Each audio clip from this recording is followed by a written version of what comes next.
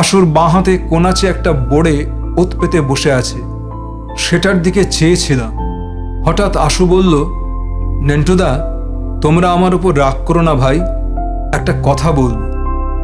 কি?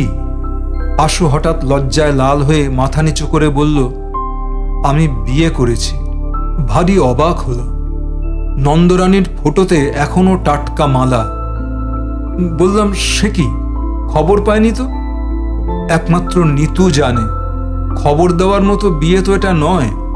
রেজিস্ট্রি করেছি আর বাড়িতে পুরুত ডেকে যজ্ঞটা করিয়ে নিয়েছি।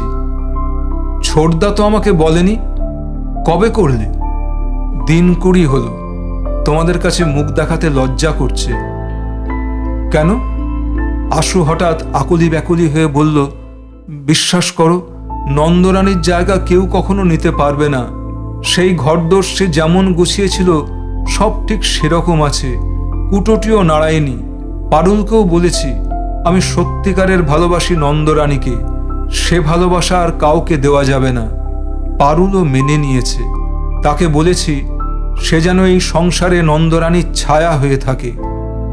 বড় রাগ হলো। বললাম, সে কি কথা আশুদা? একজন আরেকজনের ছায়া হয়ে থাকবে কেন? এসব তোমার ভারী অন্যায়। তবে বিয়ে করলে কেন? নেন্টুদা, বিকেলে ঘরে ফিরে ভীষণ ভয় করত। স্বপ্ন দেখতাম একটা গভীর কুয়োর মধ্যে পড়েই যাচ্ছি। মাঝে মাঝে রাতে বোবায় ধরত। ঘুম ভেঙে দেখতাম ঘামে সারা গা ভেজা। বোবায় ধরলে আগে নন্দরানী ঠিক ঠেলে জাগিয়ে দিত। এখন কে দেয়? আশুর আবল তাবল কথা শুনে আমি হাসছিলাম। তাতে আশু আরো লজ্জা পেতে লাগলো। আশু ব্যগ্র হয়ে বলল, না নেন্টুদা, তুমি বুঝতে পারছো না।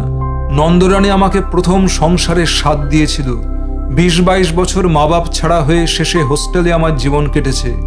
সংসার কেমন, ভালোবাসা কি জিনিস, যত্ন কাকে বলে জানতামই না।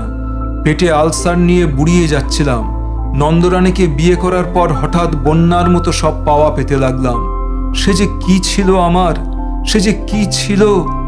পারুলকে সব বলেছি। ওই দেখো, পারুল নিজের হাতে মালা গেঁথে নন্দরানীকে পরিয়ে রেখেছে, রোজ রাখবে।